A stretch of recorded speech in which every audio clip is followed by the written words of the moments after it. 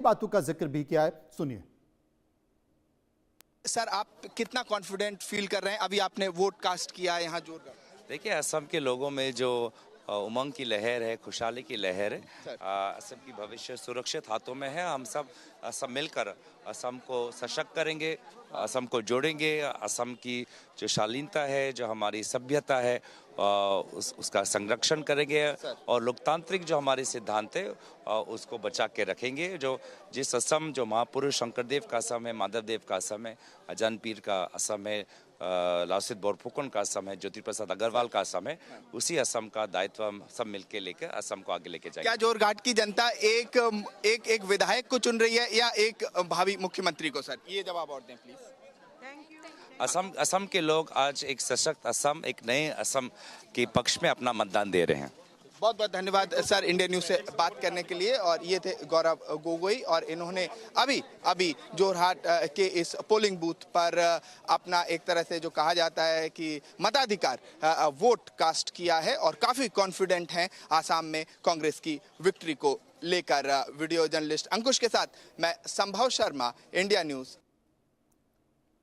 तो गौरव गोगोई जो कि पूर्व मुख्यमंत्री के बेटे भी हैं, उन्होंने अपनी बातों का जिक्र किया। लेकिन असम के लोग क्या मानते हैं, उनके मन में क्या है, उनकी भावनाएं क्या कहती हैं, ये जानने के लिए हमारे संवाददाता संभव शर्मा वहां पर पहुंचे और लोगों की नब्ज को टटोलने की कोशिश की। देखिए और सुनिए। महिला को लिए अभी जितना मतलब गवर्नमेंट ने किया उससे और ज्यादा करना चाहिए। हाँ, फिर अभी तो किया है, बहुत किया। हाँ, इसीलिए अभी वुमेन्स लोग बहुत खुश है। सब लोग आया वोट देने के लिए। हाँ, मौसम भी अच्छा है, घर का काम छोड़ के सब लोग आ गया। मैं इनसे बात कर लेता हूँ। मैम, आपने वोट डाला? हाँ, डाला है। अच्छा, क्या मुद्दे थे आपके दिमाग में? क्योंकि महिलाओं की आवाज बहुत जरूरी है, उनको बोलना इम्पोर्टेंट है, बताएं। बहुत क्या है महिला के लिए और करना चाहिए, और हम उन्नयन के लिए देता हूँ वोट, और बहुत अच्छा होगा। आप लोग घर संभालते हैं, किचन संभालते हैं, कई ऐसे इश्यूज हैं जो आमतौर पे मेन उसे फेस नहीं करते, विमेन फेस करती हैं, तो उन सब फैक्टर्स को भी ध्यान में रखते हुए। हाँ, ठीक है। आपने वोट डाला मैम? डाला मैंने। अच्छा, क्या मुद्दे थे, क्या इश्यूज थे दिमाग में? ये था कि और थोड़ा डेवलप होना चाहिए। महिलाओं के लिए तो बहुत कुछ हुआ है हम लोग के। हाँ। यहाँ पर सरकार बहुत कर रही है। हाँ। लेकिन और भी करना चाहिए थोड़ा। अभी तो गैस उसके इशू है हम लोग का, इसलिए थोड़ा दिक्कत भी हो रहा है।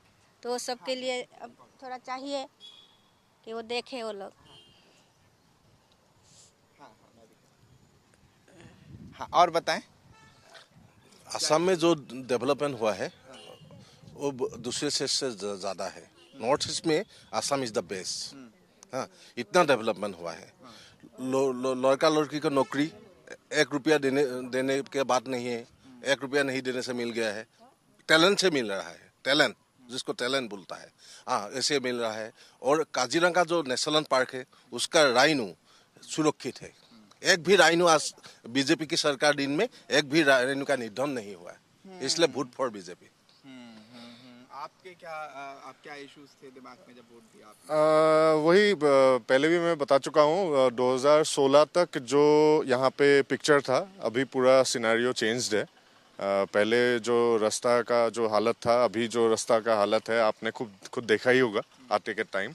और एम्प्लॉयमेंट का जो बात छेड़ा गया है, तो एम्प्लॉयमेंट जो पहले सिनेरियो था, आपके पास पैसा नहीं तो आपके पास जॉब नहीं, तो अभी जो सिनेरियो है आपके टैलेंट के ऊपर बेस करके सारा सब कुछ यहाँ पे एम्प्लॉयमेंट जनरेशन पकड़। विस्तार से चर्चा करते हैं। केरलम, असम, 2 बड़े राज्य, जहां पर पुदुचेरी छोटा राज्य है, लेकिन प्रभाव हमेशा हर राज्य का अपना अपना होता है। लेकिन क्या स्थिति असम में है और क्या स्थिति केरलम में मौजूद है? हर्ष दहिया, राजनीतिक विश्लेषक, अजीत मेंडोला, वरिष्ठ पत्रकार मेरे साथ मौजूद है। सबसे पहले अजीत मेंडोला के पास चलेंगे, जानने समझने की कोशिश करेंगे। अजीत जी, बीजेपी असम को लेकर काफी उत्साहित है, तो जिस तरीके से पवन खेड़ा के मैटर को लेकर एग्रेसिव हैं वहां पर हेमंता, लगता है कि उनका कॉन्फिडेंस काफी बढ़ा हुआ है। और यहां तक देखा जाए असम की परिस्थितियों को, केरल की चर्चा करेंगे, लेकिन असम की परिस्थितियों को अगर देखा जाए, आपका अनुभव क्या कहता है? आज मतदान है, वोटिंग है, इसके बाद फिर 4 तारीख को परिणाम आएंगे, लेकिन जिस तरीके से 1 महीने के अंदर सभी विधानसभा, करीब करीब सभी विधानसभा में धुआंधार प्रचार, अपनी छवि को मजबूत करना, महिला और युवाओं को पूरी तरह से फोकस करना, असम को लेकर कैसे देखते हैं? मनोज, हम लोगों ने पहले भी एक डिस्कस किया था कि असम में पहले दिन ही जब राहुल गांधी ने गोगोई को अध्यक्ष बनाया था, वो एक बड़ा भारी बैकफायर करा। उसके बाद तमाम नेताओं में नाराजगी हुई, क्योंकि वहां बहुत सारे नेता थे जिनको उम्मीद थी कि हमारे नेतृत्व में चुनाव लड़ेगा। भूपेश बोरा ने पार्टी छोड़ी, एक एमपी थे बहुत पुराने सीनियर, दो बार के, उन्होंने पार्टी छोड़ी। वहां पर जो टीम राहुल गांधी ने रखी वो अपने आप में एक विचित्र टीम थी। तो असम पहले दिन ही कांग्रेस कहीं ना कहीं लड़खड़ा गई। उसके बाद बयानबाजी जो तमाम तरह की, मल्लिकार्जुन खड़गे जी ने बयानबाजी की, पवन खेड़ा, तो मैं नहीं समझ पा रहा हूँ, इतने उत्साहित प्रवक्ता, मेरे को इतना लंबा समय कांग्रेस में हो गया है, पहली बार मैंने इस तरह के उत्साहित प्रवक्ता देखे कि वो राहुल गांधी को खुश करने के लिए किस हद तक जा सकते हैं। अच्छा, राहुल गांधी भी प्रभावित है। राहुल गांधी ने पहली बार किसी व्यक्ति के लिए ट्वीट करा समर्थन में कि हमारे पवन खेड़ा पर जो है गलत हो रहा है असम को लेकर। अब उनसे जब पूछा गया था, मैं देख रहा था एक पुराना वीडियो उनका, कि भाई एक चर्चा में कि आप सोनिया गांधी का वोट कैसे बन गए यहाँ पे, जब सोनिया गांधी की वोटर लिस्ट उसको भी और उसको लेकर भी तमाम सवाल उठते हैं। वो कहने लगे उस समय की सरकार से पूछ के बताइए, कांग्रेस की सरकार, उन्हें यही नहीं पता। तो मेरा कहने का मतलब कहीं नहीं कांग्रेस से रणनीति। अब अभी आपने देखा है आज अखबारों में प्रधानमंत्री नरेंद्र मोदी का बहुत बड़ा लेख आया है। उन्होंने महिला आरक्षण पर बहुत बड़ा लेख लिखा है, सब अखबारों में, मीडिया में तरह तरह की। और आज अखबारों में भी अगर आप देखेंगे कि स्क्रिप्ट छपा हुआ है, महिलाओं के सशक्तिकरण को लेते हुए बात की गई है। और अभी आप, हमारा जो रिपोर्टर है वो बात कर रहे थे महिलाओं से, आपने देखा महिलाओं का कितना कितना समर्थन है बीजेपी को। मैसेज कैसे दिया जाता है राजनीति में। आज वोटिंग हो रही है केरल में, असम में, पुडुचेरी, एक छोटे से राज्य में, ये महिलाओं के लिए बहुत बड़ा मैसेज है। अपोजिशन को मैं कहता हूं, कांग्रेस को कई बार, कि आप सीखें कैसे बारीकी से काम होता है बीजेपी में। अभी महिला आरक्षण का जो कानून है वो अभी नहीं लाने जा रही थी सरकार। ये था कि पहले परिसीमन हो जाए और उसके बाद क्या कहते हैं, जनगणना हो जाए, तब अगले बार उसको 28 में लाएंगे। लेकिन इन्होंने अचानक बजट सेशन में ये फैसला करा कि हम इस विधेयक को अभी ला रहे हैं। ये पूरी देश की राजनीति बदल देगा मनु जी। बिल्कुल, मैं सहमत हूं आपसे। और जब स्वाभाविक तौर पर लोकसभा में महिलाओं की सीटें बढ़ जाएंगी तो एक संकेत देने की कोशिश करी जाएंगी।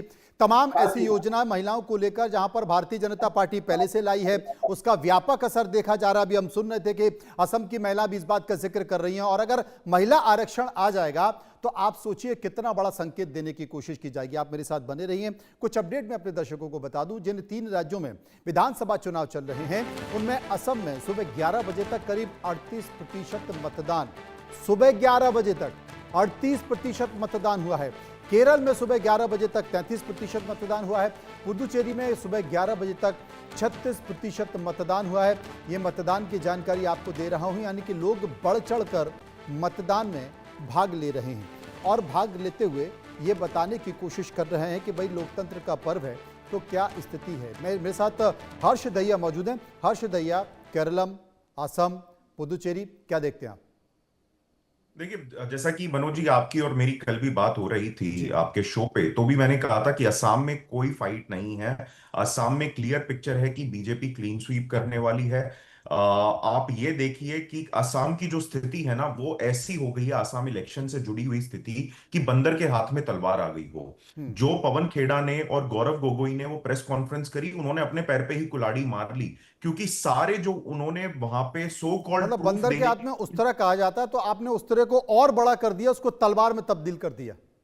क्योंकि तलवार इसलिए, उस तरह से तो वो खुद को नुकसान पहुंचाएगा। तलवार इसलिए कि ये जो जिस तरीके की राजनीति, मतलब बाकी नेताओं को भी लपेट लेगी उस तरह से बंदर अपने आप को नुकसान पहुंचाता है। लेकिन यहां पर जो हेमंता संकेत दे रहे हैं ना कि मैं राहुल गांधी को भी देखूंगा, राहुल गांधी भी इसमें जिम्मेदार हैं, वो भी इस साजिश में शामिल हैं, तो तलवार आपने इसलिए कहा। देखिए, राहुल गांधी तो क्या कहते हैं, उनके सरगना हैं। राहुल गांधी की मर्जी के बिना इस तरीके के बयान देना, आप ज्यादा पीछे मत जाइए, पिछले ही 3-4 दिन के आप बयान देखिए। आप ये देखिए गौरव गोगोई, जिनके क्लियर क्या कहते हैं कनेक्शन है पाकिस्तान हाई कमीशन के साथ। मैं एक सिंपल सवाल पूछना चाहूंगा कि हमारे भारत में कई सौ देशों के हाई कमीशन हैं, गौरव गोगोई की क्या मजबूरी थी कि वो पाकिस्तान हाई कमीशन में बार बार जाते हैं, उनकी बीवी के आईएसआई कनेक्शन मिलते हैं, और राहुल गांधी की क्या मजबूरी थी कि उनको ही क्या कहते हैं असम का चीफ बनाया जाता है। इतने सारे नेताओं में क्या गौरव गोगोई, जिनके आईएसआई और पाकिस्तान हाई कमीशन के साथ क्लियर कनेक्शंस हैं, उन्हीं को नेता बनाया जाए? देखिए, धुरंधर को प्रोपोगेंडा कहने वाले धुरंधर ने एक चीज मिस कर दी। धुरंधर ने ये तो दिखा दिया कि हमारे रॉ के जो एजेंट पाकिस्तान में थे, लेकिन ये नहीं दिखाया जो आईएसआई के एजेंट इस देश में काम कर रहे हैं, गौरव गोगोई जैसे, अभी उनको तो भी धुरंधर थोड़ा 3 ज्यादा आने वाली करना है ना, चाहिए था। धुरंधर Hopefully 3 आने वाली है। आप धुरंधर 3 में वो सही जगह ये सूचना दे दी है, तो अब देश के अंदर जितने भी आईएसआई के एजेंट हैं, अगली जो पार्ट 2 धुरंधर है वो उस पर बन जाएगी, क्या फर्क पड़ता है। बहुत बहुत शुक्रिया करेंगे आप